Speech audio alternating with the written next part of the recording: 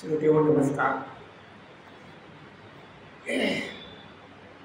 उपनिषदांच्या अंतर्गत या विषयाच्या संदर्भामध्ये आपण गेले काही महिने उपनिषदांचं चिंतन करतो आहोत आणि त्याच्याच अंतर्गत आज आपण छांदोग्य उपनिषद याच्यात थोडंसं अंतरंगात शिरणार आहोत. मागच्या वेळेला सुद्धा आपण छांदोग्य उपनिषदच पाहिलं होतं आणि ह्या छांदोग्य उपनिषदात आपण थोडं सिंहावलोकन करणार आहोत. त्यामध्ये सामवेदाच्या तलवकार शाखेतून हे उपनिषद जे आलेलं आहे हे अर्थातच गुरु शिष्य संवाद रूप आहे. अत्यंत उद्बोधक कथा ह्या छांदोग्य उपनिषदामध्ये आलेल्या आहेत आणि त्या सगळ्या कथा आत्मज्ञान प्राप्तीसाठी सांगितल्या गेलेल्या आहेत. उपनिषदांचं एकूणच प्रधान जे त्याचा विषय असतो तो ज्ञानाचा असतो, म्हणजे आत्मज्ञानाचा असतो. उपनिषद ही सगळी ज्ञानाला वाहिलेली आहे. गीता, भगवद्गीता ही कर्मयोगाला आहे. श्रीमद भागवत हे भक्तियोगाला वाहिलेलं आहे. येणं प्रकारे श्रीमद भागवतामध्ये भगवान श्रीकृष्णाची भक्तीच ही गेलेल्या रूपकातून गेलेल्या भक्तांच्या माध्यमातून आपल्याला सांगितली गेलेली आहे. आणि पतंजलीचे योगशास्त्र हे आपलं योग सांगतं, म्हणजे शरीर आणि मन आपल्या नियंत्रणात कसं ठेवायचं याविषयीचं शास्त्र जे आहे ते पतंजलीने आपल्याला सांगितलेलं आहे. तेव्हा उपनिषदामध्ये प्रामुख्यानं काय आहे तर ज्ञान. कुठलाही उपनिषद उघडा तसं पाहिलं तर एकूण 120 उपनिषद आहेत, त्यातली 11 प्रमुख आहेत. आणि ही शंकराचार्याचे आपल्यावर थोर उपकार आहेत. त्यांनी ह्या सगळ्या उपनिषदांचा अभ्यास करून सगळ्या जगाला ही उपनिषदं उपलब्ध करून दिलेली आहेत. आजही अनेक विद्वान उपनिषदांचा अभ्यास करतात आणि त्यानुसार आपापली मतं मांडतात. तेव्हा ह्या उपनिषदामध्ये आहे काय? ती अफाट आहे, तो ज्ञानाचा सागर आहे. जसं माऊलीने गीतेच्या बाबतीत म्हटलंय, हा वेदांताचा सागर उतरलेला निद्रिताचा गुण, तो सर्वेश्वर आत्मनिवेदेला. तसं ही जी उपनिषद आहेत सगळी ही सगळी काय सांगतात तर आपल्याला ज्ञान सांगतात. अनेक उपनिषद अशी आहे, उदाहरणार्थ केनोपनिषद. त्या केनोपनिषदामध्ये असं सांगितलेलं आहे आपल्याला की आपण डोळ्याने पाहतो, कानाने ऐकतो, आपल्या ज्ञानेंद्रिय 5 आपण भोगतो. त्याचा प्रेरक कोण आहे? कुठल्या प्रेरणेने होतो? अतिशय सुंदर प्रश्न उपनिषदांचे असतात. गुरुच्या ठिकाणी जाऊन शिष्य त्यांना विचारतो की माणूस कशाच्या लोकांनी पाहतो, विषय कसे भोगतोय, त्याची प्रेरणा काय? तर पंचज्ञानेंद्रियांचे जे 5 विषय आहेत, शब्द, स्पर्श, रूप, रस आणि गंध, हे सगळे जे विषय भोगणारा तो आत्म्याने बसलेला आत्मा आहे. तो आत्मा नसेल तर विषय भोगता येत नाही. ह्या सगळ्याचं उत्तर एका शब्दात दिलेलं आहे, गुरु. जसं प्रेताला डोळे असतात पण तो पाहू शकत नाही, कानं असतात तो ऐकू शकत नाही, म्हणजे त्याचा जो प्रेरक आहे, प्रेरणा देणारा आहे, तो कोण आहे तर तो आत्मा. मग असा हा आत्मा, त्याचं ज्ञान होण्यासाठी आपल्याला साधन केली पाहिजे काहीतरी, नाहीतर तसं ते आपोआप कसं समजेल. मग त्या साधनेचा मार्ग काय आहे तर ज्ञान, उपासना आणि कर्म, ह्या 3 गोष्टी आहेत.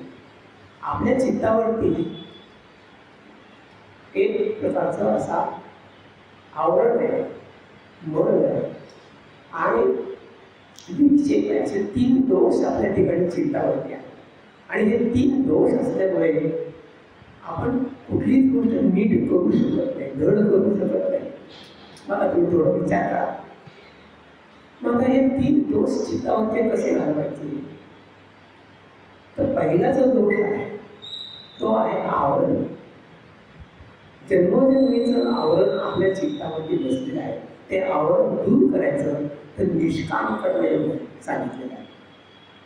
कर्म करायचं आहे फळाची अपेक्षा सोडून द्यायची. सोडून द्यायचे म्हणजे ते भगवंताला अर्पण करायचे. तू नाही फळ घेतलं तर कुणीतरी घेणारच आहे. मग कुणीतरी घेण्यापेक्षा ते भगवंताला द्या.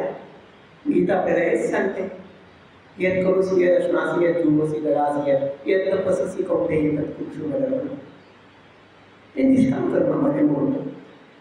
आता सामान्य माणसाच्या ठिकाणी निष्काम कर्म एवढं अवघड आहे, सोपं नाही आहे. गीतेने तर त्याचा उद्घोषच केला आहे. गीतेतला कुठलाही अध्याय उघडून बघा, त्याच्यामध्ये हमखास निसर्ग हो, निरासक्त हो, कर्मफळ सोडून दे, अमुक कर अमुक कर हे सांगितले. निष्काम कर्म योगाला सुद्धा साधन आहे. माझा दुसरा जो दोष आहे तो विक्षेप, म्हणजे मनाची चंचलता. ती मनाची चंचलता कशाने जाते? गीतेने आपल्याला सांगितले अभ्यास आणि वैराग्य ह्या दोन मार्गाने ती चंचलता नष्ट करता येते. आणि तिसरं जे सांगितलेलं आहे ते म्हणजे मन, विक्षेप आणि आवड ह्या गोष्टी. तो जो मन आहे चित्तावरती साठलेला तो ज्ञानाने जातो, म्हणजे आत्मज्ञानाने जातो. असा हा विषय अर्थातच छांदोग्योपनिषदाकडे पासून तर येतो. मग पहिल्यांदा हे सगळं करायचं तर त्याच्यात एकूण या उपनिषदामध्ये 8 अध्याय आहेत. सामवेदाच्या कलमकार शाखातलं हे उपनिषद आहे. 258 याच्यामध्ये श्लोक आहेत आणि एकूण 8 अध्याय आहेत. त्यातले पहिले 5 अध्याय कर्म उपासना सांगितलेली आहे, उपासना आहे. आणि शेवटचे 3 अध्याय हे ज्ञानाला वाहिलेले आहेत. मग ही उपासना करताना प्रथम ओंकाराची पूजा सांगितली आहे. हे मागच्या वेळेला आपण पाहिजे. पहिल्या आणि दुसऱ्या अध्यायामध्ये ओंकार उपासना आपल्याला सांगितलेली आहे. तिसऱ्या अध्यायामध्ये आदित्याची उपासना सांगितली आहे. त्याच्यामध्ये गायत्री विद्या आहे, शांडिल्य विद्या आहे, मधुविद्या आहे. चौथ्यामध्ये आपल्याला प्राण आणि वायू याची उपासना सांगितली आहे. आणि ह्याचमध्ये ज्ञान, श्रुती, दैवक, सत्यकामच्या यांच्या कथा आहेत. त्या मागच्या वेळेला आपण पाहिलेल्या. 5व्यामध्ये पंचाग्नी विद्या सांगितलेली आहे. त्यातच वैश्वानिक विद्या आहे.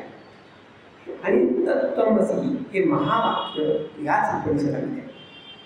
सनत कुमाराचा नारदांना उपदेश, प्रजापती, इंद्र, विरोचन यांच्या कथा ह्या सगळ्या या उपनिषदामध्ये सांगितलेल्या आहेत.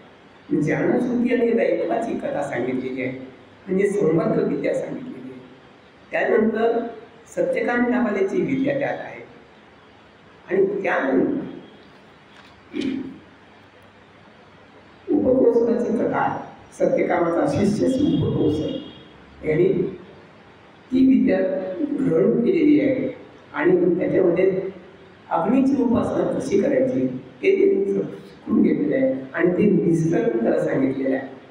म्हणजे पृथ्वी, अग्नी आणि आदित्य ही 4 शरीर ही कार्यपद्धती अग्नीने सांगितली. दक्षिण अग्नीने पाणी, दिशा, नक्षत्र, चंद्र ही 4 सांगितले.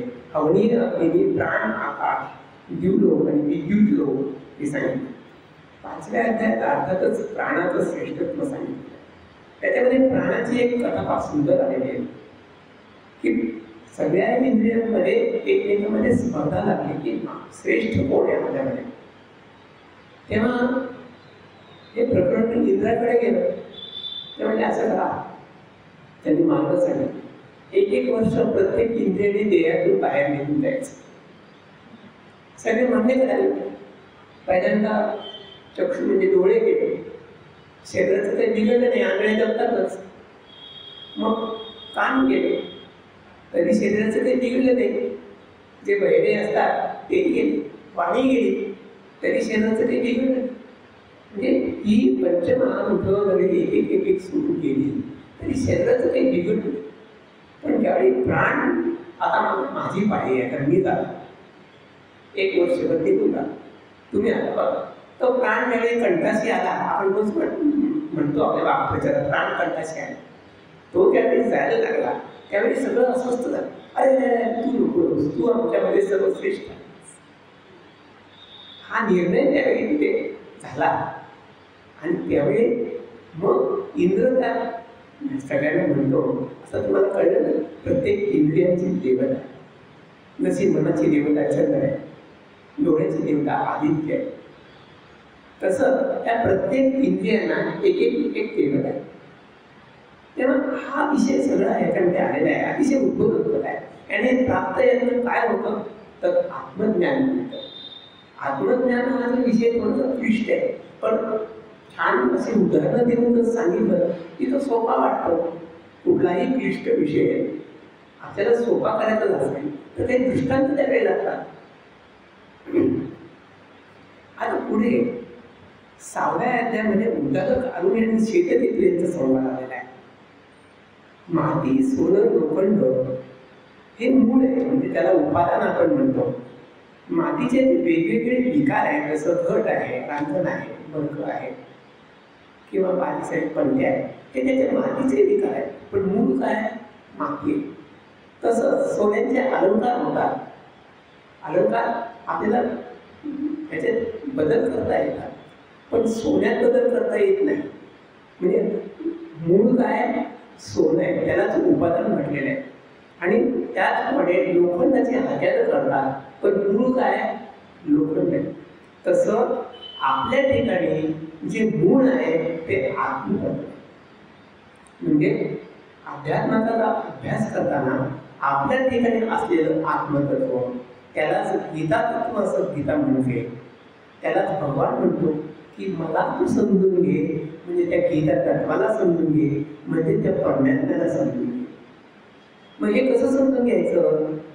तो कसा आहे त्याची पण रूपं गीतेमध्ये सांगितलेली आहे. अहम आत्मा गुणाकेशी सर्वभूताशय अस्थिता. आत्मा म्हणून जो आहे तो मीच आहे. त्याला आधी न मध्य ना अंत हा विषय भगवंताने गीतेत आपल्याला सांगितला आहे. मग तसंच तो ज्योतिर्मय पण आहे. आपल्या ठिकाणी 5 कोश आहेत. अन्नमय कोश, प्राणमय कोश, मनोमय कोश, विज्ञानमय कोश आणि आनंदमय कोश. त्या प्रत्येक कोशाला एक एक एक वलय आहे. आनंदमय कोशामध्ये ज्यावेळी ध्यानावस्थेत माणूस जातो त्यावेळी तो नील बिंदूच्या रूपामध्ये त्या परमात्म्याचं नील स्वरूप भगवान कृष्णाचा रंग मिळायचा आहे. ते नील स्वरूपच आपल्याला दिसतं, समजतं. त्याला तू जाणून घे असं गीता आपल्याला सांगते. त्यानंतर मन अन्नमय, प्राण आपमय आणि वाणी तेजोमय. आपल्या ठिकाणी जे काही व्यवहार सगळे होतात ते वाणी, मन आणि प्राण ह्याच्या संयोगाने होतात. आपण बोलतो म्हणजे काय करतो? आपली जी वाणी प्रगट होते ती वाणी प्राण आणि अग्नी याच्या संयोगाने निर्माण होते.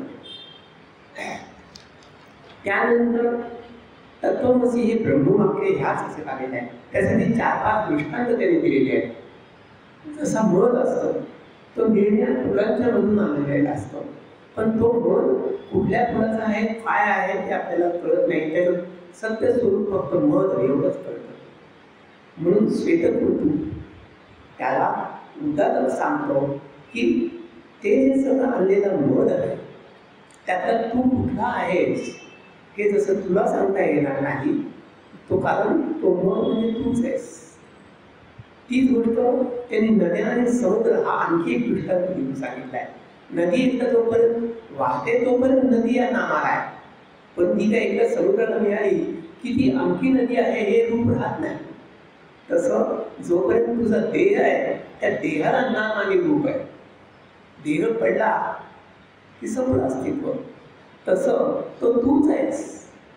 मग वृक्ष आणि त्याच्या फांद्या आणि पाणी, तसंच मीठ आणि समुद्र, आणि तसंच वडाचं बी आणि त्यातून पुन्हा वडाचा वृक्ष, हे असे दृष्टांत देऊन तत्वमसी हे वाक्य, हे ब्रह्मवाक्य हे या ठिकाणी सिद्ध केलेले आहे. पुढे उद्दालक आणि आरुणी यांच्या संवादात.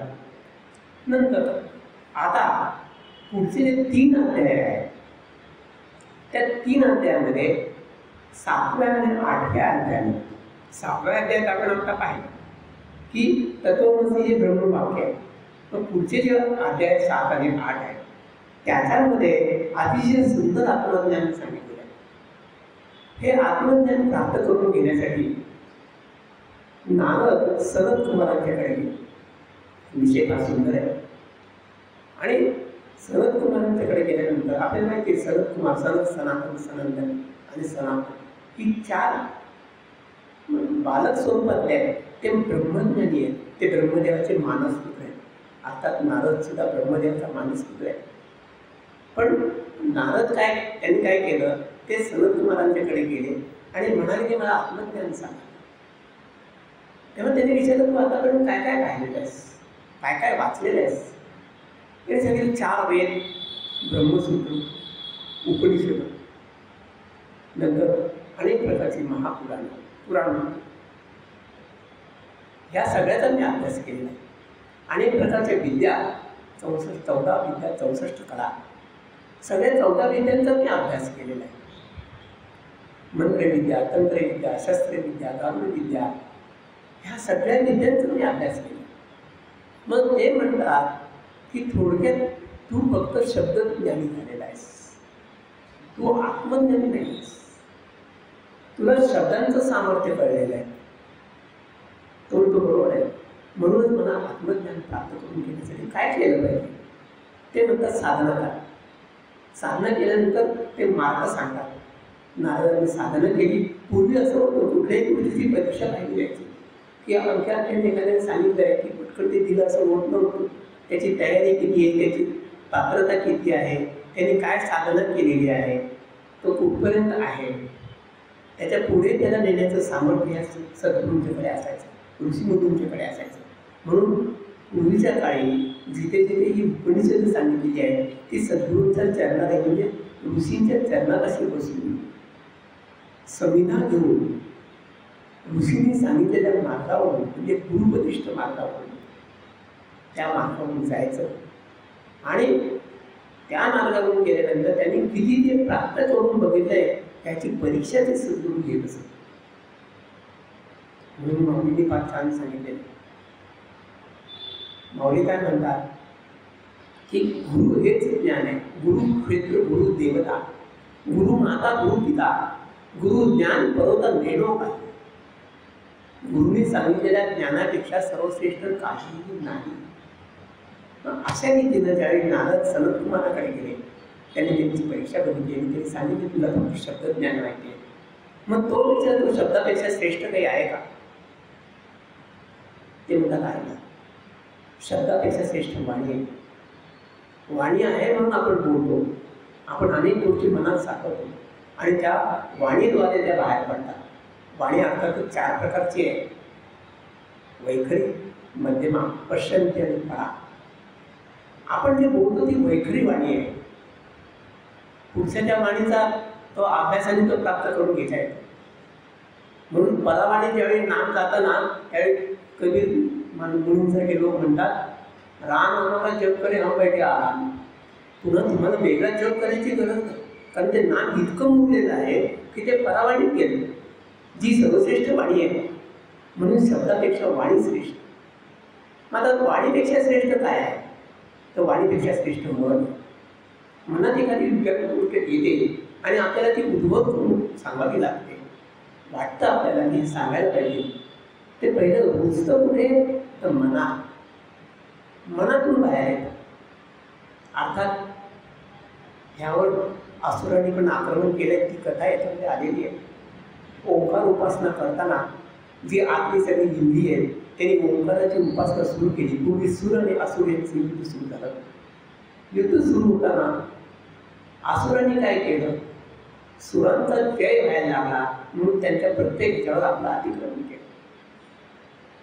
म्हणून मन ज्यावेळी ओंकाराची उपासना करायला लागलं त्या मनावरती असुरांनी आक्रमण केलं. म्हणून मनामध्ये चांगले आणि वाईट दोन्ही विचारले.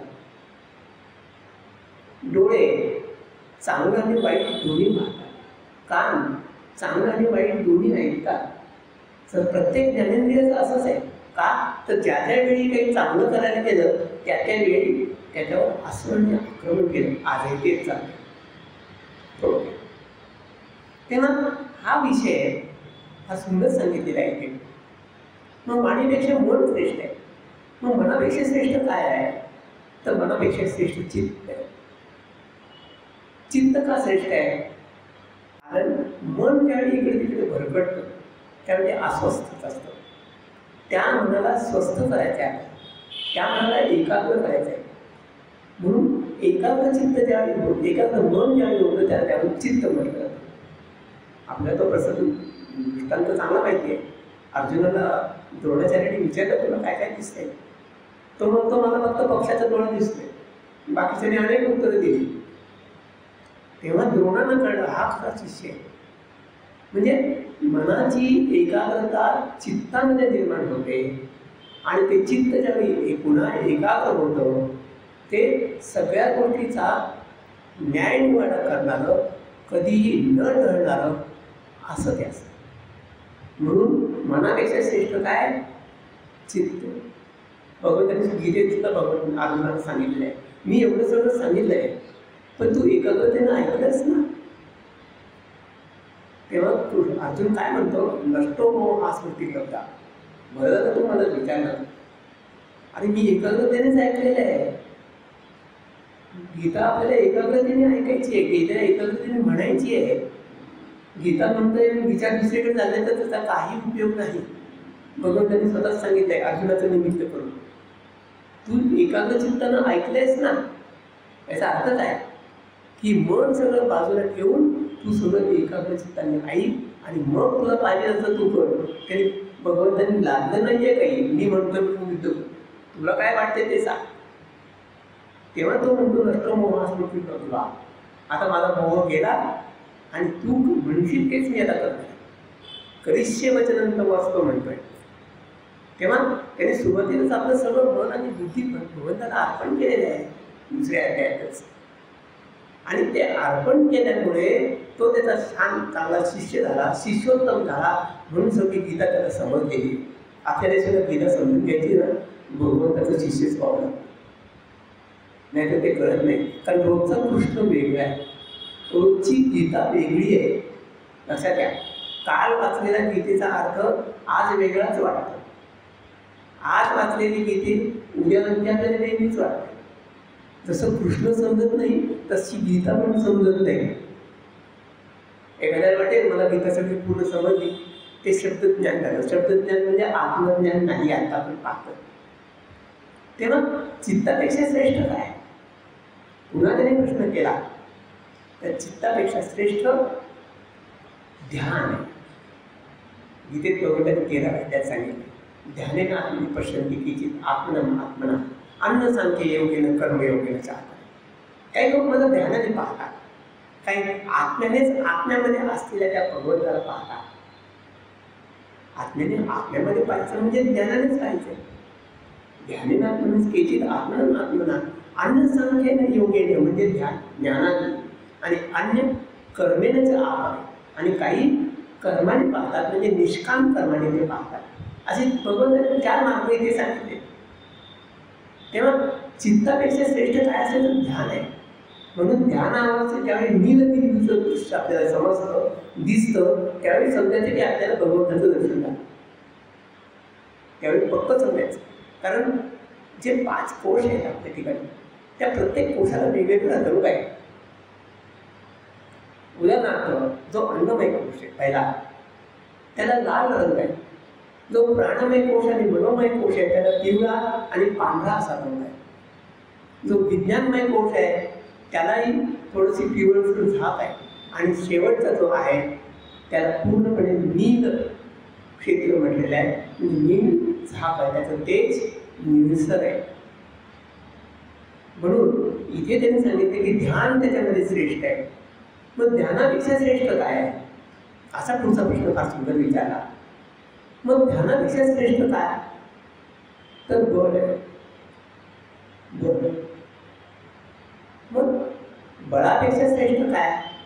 तर अन्न आहे. बळ श्रेष्ठ का आहे? तर एखादी गोष्ट आपल्याला करायची, एखादी साधना करायची तर शक्ती पाहिजे अंगामध्ये. उपनिषदामध्ये एक विषय हा, एखादी विषय ह्याच्यामध्ये बृहदारण्यक उपनिषदामध्ये हा विषय आहे. गुरु शिष्याला सांगतात, तू असं कर, पाणी पी, तहान लागली, भूक लागली तर.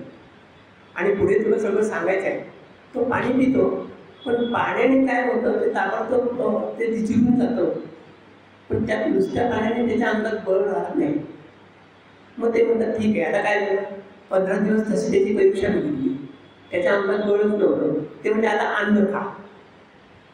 मग काही ते तो खातो. आता पाणी नाही मिळालं तरी चालेल, पण अन्न खाल्लं की बळ आहे.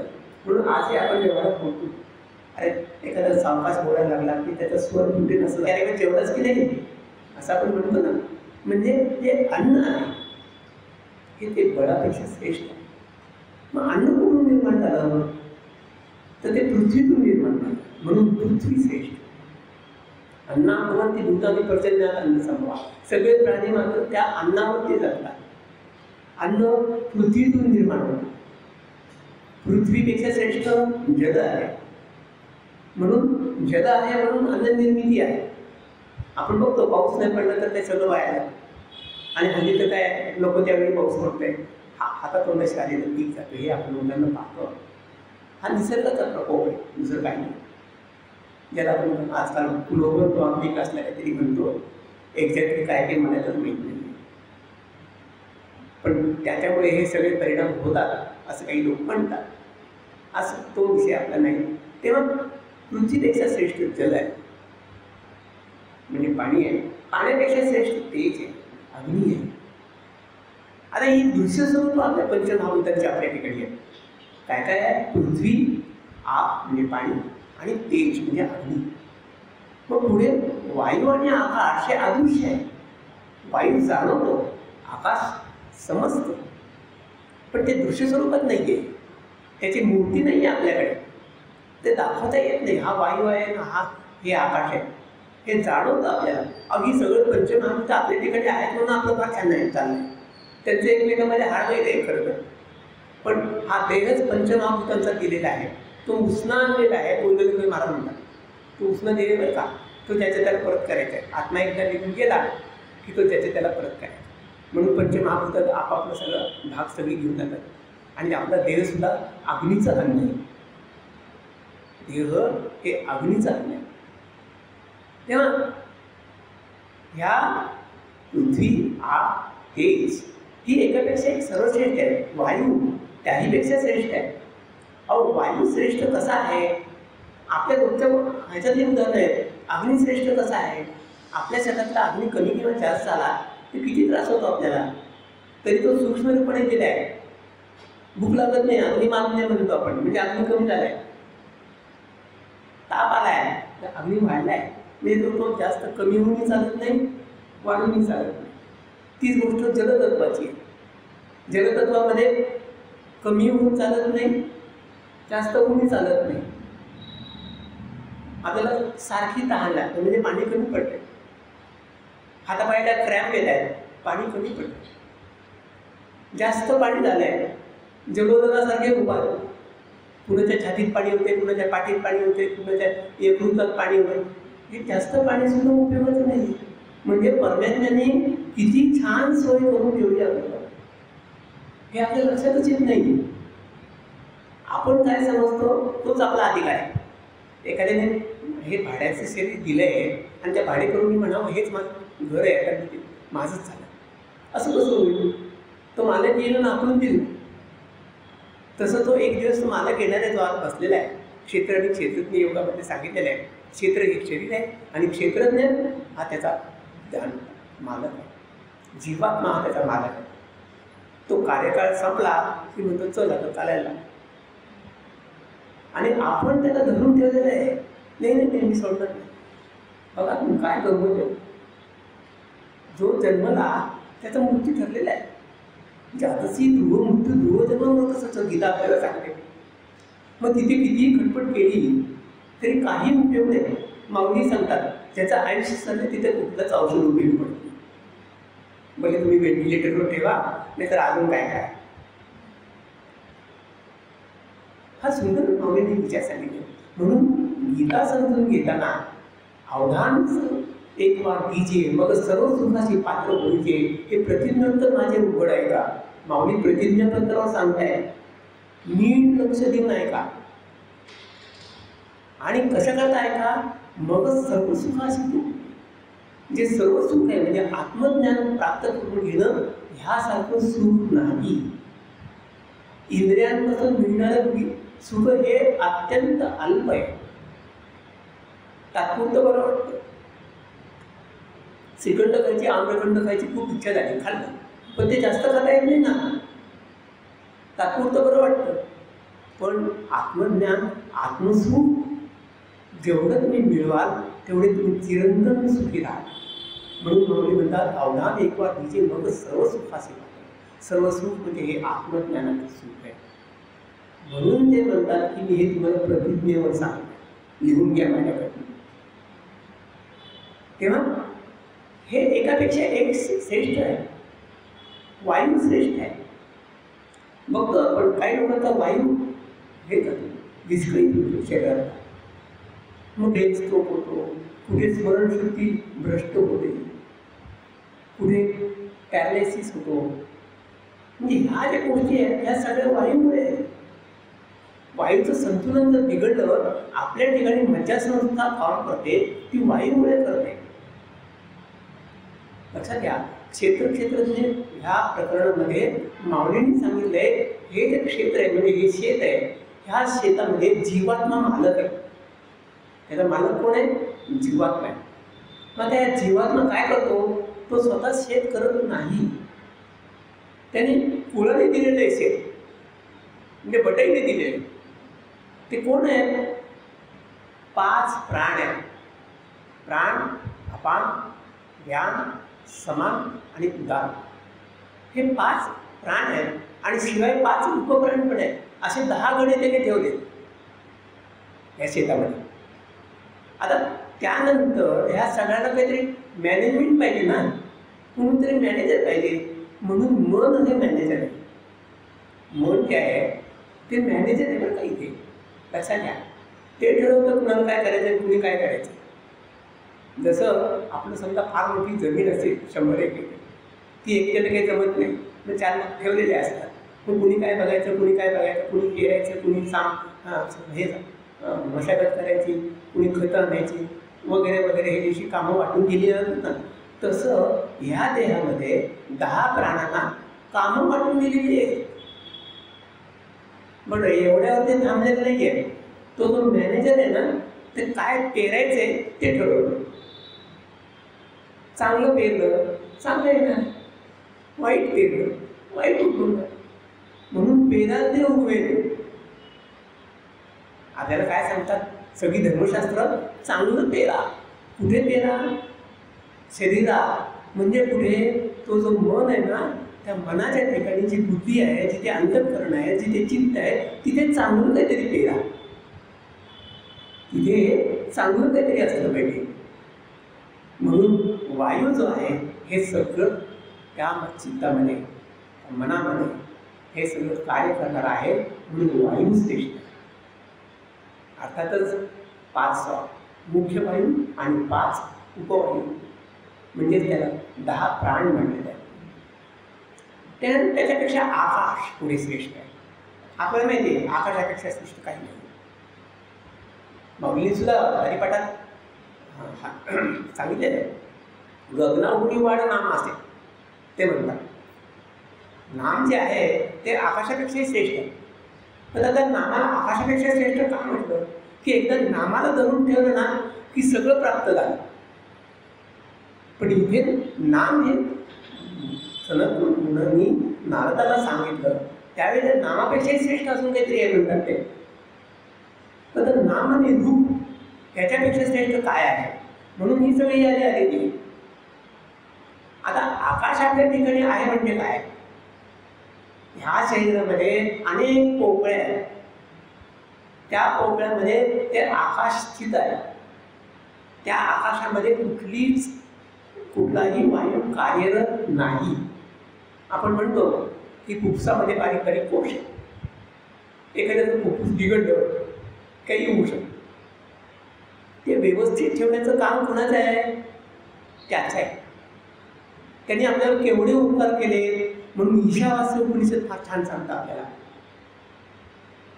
त्या ईशावास्य उपनिषदामध्ये सांगितलं आहे की ही जी सगळी सृष्टी निर्माण झालेली आहे ही सृष्टी मी निर्माण केलेली आहे.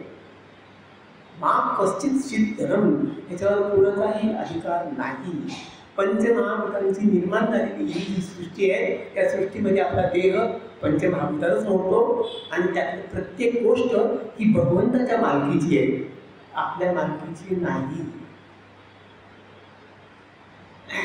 ईशावास्यम सर्वमिदं ते त्यक्तेन भुंजिता. भगवान असं उपनिषद ही आपल्याला असं सांगतो की हे सगळं भगवंताचं आहे, ही त्याची देणगी आहे, त्याची संपत्ती आहे, त्याच्यात ढवळाढवळ करायचा आपल्याला अधिकार नाही. उपनिषदाची जी अंतरंग आहेत ना ती एकापेक्षा एक श्रेष्ठ आहे. प्रश्नोपनिषदात सुद्धा असाच प्रकार सांगितलेला आहे की प्राण कुणाच्या प्रेरणेने काम करतो, कोण त्याला चालवतो, प्रजा कशी निर्माण होते, प्रजा मृत्यू झाल्यानंतर जी काही कुठे जाते, आत्मा निघून जातो, तो कुठेतरी जात असेल ना अंतरिक्षात, मग तिथे आत्म्यांची गर्दी होत असेल, हजारो लोक आले ना, हजारो लोक गेले, तर ह्याला काही उत्तर आहे का? पिप्पलाद मुनींनी ह्या प्रश्नोपनिषदामध्ये प्रत्येक शिष्याला त्याचं उत्तर दिलेलं. तसंच याचंही उत्तर दिलेलं आहे. 2 प्रकारचे मरणाचे मार्ग सांगितले जे 8व्या अध्यायात आपण पाहिलेले आहे. अक्षर ब्रह्मयोग नावाचा जो 8वा अध्याय, त्याच अध्यायात सांगितलं आहे की जीवात्मा अर्चिरार्ध मार्ग म्हणजे सूर्यमार्ग आणि दुसरा चंद्रमार्ग. जो सूर्यमार्गाने जातो म्हणजे शुभ नक्षत्र, शुभ तिथी, शुभ वार, उत्तरायण, हे जे सगळं शुभ आहे, जसं भीष्माने आपला देह ठेवला होता, हे जे सगळं आहे. अर्थात भीष्म इच्छामरणी होते, आपण काही इच्छामरणी नाही आहे.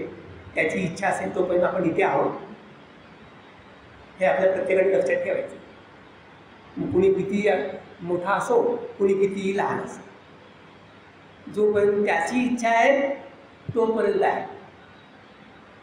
तेव्हा इथे त्यांनी सांगितलं की आकाश श्रेष्ठ आहे. मग आता आकाशापेक्षा श्रेष्ठ काही आहे का? नारद विचारतात. पण आहे ना, स्मरण श्रेष्ठ. आकाशापेक्षा श्रेष्ठ काय? स्मरण. म्हणजे बुद्धी आपली काम करते तिथे. चांगलं काय, वाईट काय, चांगलं काय लक्षात ठेवायचं, वाईट सोडून द्यायचंय, हे कोण ठरवतं? बुद्धी ठरवते. म्हणून संकल्प आणि विकल्प याचा निर्णय करण्याची शक्ती आहे, त्याला बुद्धी म्हटलेलं आहे. बुद्धी मीन्स नॉट ब्रेन, मेंदू नव्हे वैद्यकीय भाषेला. तर चांगला वाईटाचा निर्णय करणारी आणि निर्णय करणारी जी शक्ती आहे तिला बुद्धी म्हटलेली आहे. आता या बुद्धीमध्ये ते स्मरण आहे. पतंजलीने स्मरणाची व्याख्या फार सुंदर केलेली. अनुभूत विषय संप्रोषा तस्य स्मरण उच्यते. जे विषय अनुभवलेले आहेत त्याचा नाश होत नाही असं जे काही आहे ते स्मरण. अर्थात हल्ली आपण पाहतो किंवा पूर्वापार चालत आलेला आहे, माणसाच्या मनामध्ये ना त्या स्मरणशक्तीमध्ये वाईट गोष्टी जास्त असतात.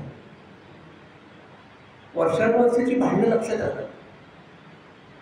अहो कचरा आहे. सद्गुरू म्हणतात या जन्मात विनोबा भावेकडे फार सुंदर पद्धत दिलेली आहे.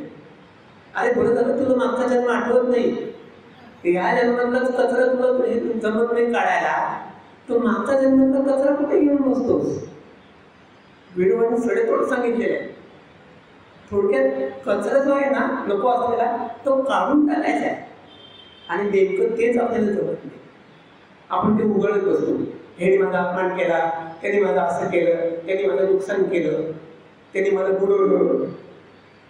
हे किती वर्ष झाले तेच सांगते. म्हणून स्मरण चांगल्याच ठेवा. आयुष्यात आपल्या आयुष्यात चांगल्या गोष्टी बऱ्याच घडलेल्या असतात, त्याचं स्मरण ठेवा, आनंदात राहा. आपण दुःखाचं स्मरण करतो आणि दुःखी राहतो, आपलं सगळं होऊन थोडक्यात. तेव्हा स्मरण श्रेष्ठ आहे. मग स्मरणापेक्षा श्रेष्ठ काय आहे? तर आशा श्रेष्ठ आहे. आशा श्रेष्ठ का? तर माणूस असे जगतो. आज माझी थोडंसं परिस्थिती हलाखीची, उद्या कदाचित चांगले दिवस येतील, ही आशा आहे. म्हणून आशेवर माणूस जगतो ती आशा स्मरणापेक्षाही श्रेष्ठ आहे. अहो फार चांगली गोष्ट आहे, आपल्याला स्मरणशक्ती चांगली शाबूत आहे, आपल्याला सगळं आठवत आहे.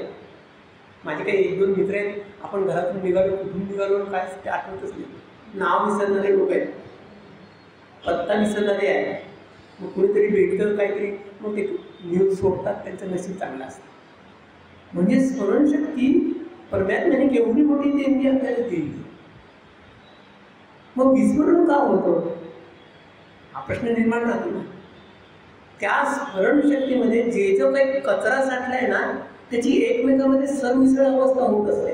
हे चांगलं का ते चांगलं, ते वाईट का हे वाईट, हे वाईट का ते वाईट, ह्याला दिलं का त्याला दिला, त्याला दिलं का ह्याला दिला, त्याचा सगळा गोंधळ होतो. कॉम्प्युटर सायन्समध्ये डाटा सायन्स म्हणून एक प्रकार आहे. त्याच्यामध्ये थोडक्यात रोजच्या व्यवहारात जर उदाहरण द्यायचं झालं तर मटकी, चवळी, तूर, शेंगदाणे, जिरे, मोहरी हे सगळं एकमेकात मिसळायचं आणि म्हणायचं करा बाजूला. हे जसं आहे तसं तो डाटा सायन्स नावाचा प्रकार आहे. आणि ह्या सगळ्याची संमिश्र अवस्था होत असते. म्हणून काय होतं, मनाचा गोंधळ होतो, बुद्धीचा गोंधळ होतो, म्हणून विस्मरण शक्ती वाढते. म्हणून जे सायकॅट्रिस्ट असतात ना, मानसोपचार तज्ञ, ते काय म्हणतात, नवीन नवीन श्लोक पाठ करा, नवीन नवीन ओव्या पाठ करा, अभंग पाठ करा, संत संगतीत राहा, सत्संगाचा राहा. तुकाराम महाराजांनी छान सांगितलं, न लगे माझं मुक्ती आणि संपदा, संत संग देईल सदा, हेची दान देगा देवा. मला दुसरं काही नको आहे, जन्मोजन्मी मला संत संग मिळावा. लोक हा जन्म झाला, मला पुढचा जन्म नको म्हणतात, मोक्ष द्या. तुकाराम महाराजांनी उलटं सांगितलंय. कशाकरता सांगितलंय, संत संगतीत होते. म्हणून इथे आशा श्रेष्ठ, मग आशेपेक्षा श्रेष्ठ प्राण आहे. अहो प्राण आहे तर सगळं आहे, नाही तर सगळंच करत आहे. म्हणून प्राण श्रेष्ठ आहे आणि प्राणापेक्षाही तो परमात्मा श्रेष्ठ, तोच सगळं चालवत आहे. त्यांनीच आपल्याला या देहात टाकलेले, म्हणून तो श्रेष्ठ आहे, तो सगळं चालवत आहे. त्याच्या कृपेने आपलं सगळं चाललेलं आहे. असं उत्तरोत्तर ह्या सनत कुमाराने नारदांना हे ज्ञान सांगितलं आहे.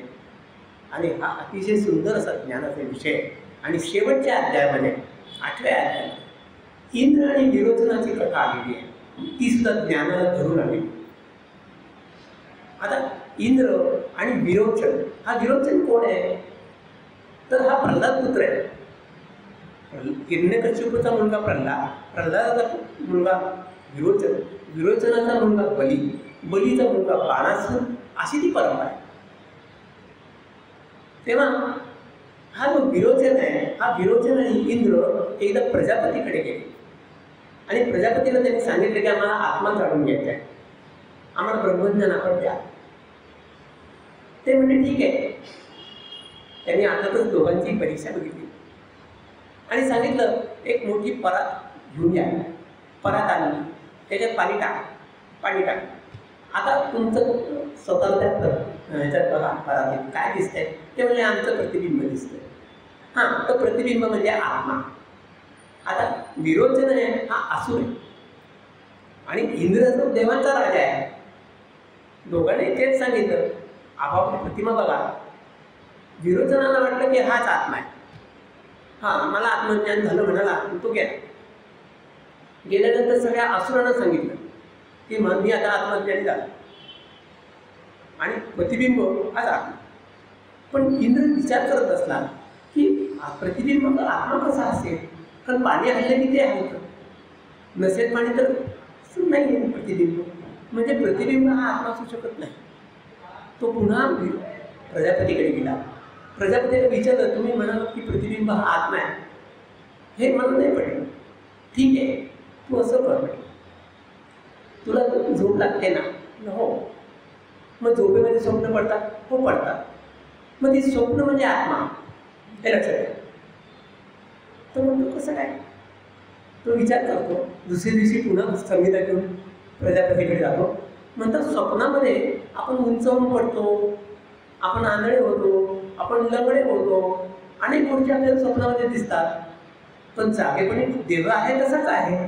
म्हणजे स्वप्न हे आत्मा नाही, त्याची खात्री पडते. अशी 32 वर्ष जातात. पुन्हा तो प्रजापतीकडे जातो. मग तो आपण सांगितलं स्वप्न हे आत्मा आहे. ठीक, तुला तेही नाही पडलं ना. मग असं कर, जागृती, स्वप्न आणि निद्रा. निद्रेमध्ये आपण सगळंच विसरतो. गाढ निद्रा लागते म्हणजे काय होतं, पंचज्ञानेंद्रिय एकमेकांमध्ये लय पावतात, ती मनामध्ये लय पावतात आणि मन त्याच्या आत्म्यामध्ये लय पावतो. म्हणून गाढ झोपेमध्ये तुम्ही त्याला किती हलवा, किती उठवा, हाका मारा, तो गाढ झोपेत असेल तर झोपलेलाच असतो. तो गाढ झोप जी आहे तो आत्मा आहे. तो पुन्हा विचार करतो आणि पुन्हा प्रजापतीकडे जातो. नाही तर गाढ झोपेतून कधीतरी जागा होणारच ना. मग जागा झाला तर तो कुठला आत्मज्ञानी झाला. निद्रा झाली म्हणजे झोप झाली म्हणजे काही मी आत्मज्ञानी नाही झाला हे त्याला पडतं. पुन्हा तो असा परत 32 वर्षाने तर 5 वर्ष काढ. 3 वेळा 32 झाली, 96 वर्ष झाली. 5 वर्ष त्याला थांबायला सांगितलं प्रजापतीने. अशा रीतीने तो 101 वर्षाचा झाला. आणि त्याला त्यावेळी समजलं, प्रजापतीने सांगितलं की जी ती अर्धमात्रा आहे ना ओंकाराची, अ उ आणि म, त्यातली तर अर्धचंद्र मात्राची नाही बिंदू स्वरूप असलेली ती तुर्य अवस्था आहे. तर ती तीव्र अवस्था म्हणजेच आत्मज्ञान आहे, तोच आत्मा आहे. हे ज्यावेळी त्याला सांगितलं गेलं, त्या साधनेने त्या ओंकाराचा त्याने अभ्यास केला आणि तो तुर्य अवस्थेत गेला आणि अशा रीतीने तो आत्मज्ञानी झाला. असा हा सगळा भाग आहे. हा छांदोग्य उपनिषदामध्ये अतिशय सुंदर आत्मज्ञान कसं मिळवायचं हे आपल्याला दृष्टांत देऊन सांगितलं आहे, उदाहरणं देऊन सांगितलेलं आहे. आणि शेवटी हेही सांगितलं की आता तुला काही प्रश्न आहेत का, काही प्रश्न तुझ्या ठिकाणी आहेत का. नारदाला विचारलंय. त्या नारद म्हणते आता मी पूर्णपणे ज्ञानी झाला. जर नारद जर ज्ञानी झाला हे सगळं करून समजून त्यांनी साधना केलेली आहे अर्थातच. आपल्याला हे अवघड नाही बरं का, फक्त आपली तयारी नाही आपली. त्यांना आपल्याकडे संसार लागला आहे का. माऊली काय मग छान सांगतात, पाताची गाठी पडेल तर देहामध्ये उघडे, जो नाचवी चोहूकडे तो अहंकार. पंचमहाभूतांची गाठ पडली आणि देह प्रकट झाला, निर्माण झाला आणि हा देह अहंकाराच्या नाते लागून सगळीकडे नाचतो. त्यामुळे आपल्याला काही जमत नाही. असं आपण निदान समजून तरी घ्यायला हरकत नाही. मला वाटतं हा आपल्याला ज्ञानाचा विषय थोडाफार तरी कळला असावा अशी देवाकडे प्रार्थना करतो. आणि पुढच्या आपण ह्या वचनामध्ये ह्याच्याच पुढचा भाग फार सुंदर आहे. ते बृहदारण्यक उपनिषद, त्यातही अशा उद्बोधक कथा आहेत, ते आपण पुढच्या वेळेला पाहणार आहोत. आज मी माझ्या वाणीला एक आराम करतो, विराम देतो आणि गीता मंडळाने मला ही संधी दिली त्यांचे आभार मानतो. तसेच आपण श्रोते हो, आपण ज्ञानी आहात. माऊलीने सांगितले श्रोते नेहमी ज्ञानी असतात बरं का, लक्षात घ्या. असं नका समजू की तुम्हीच ज्ञानी आहेत आणि श्रोते अडाणी आहेत. तुम्ही मायबाप संत हो असं ते म्हणतात. कोण? माऊली. तेव्हा तुम्ही ज्ञानी आहात आणि हे तुम्ही शांतपणे माझ्याकडून ऐकून घेतलं त्याबद्दल मी तुमचा अत्यंत आभारी. गीता मंडळाचे पुन्हा एकदा आभार मानतो आणि आज इथे मी थांबतो. धन्यवाद.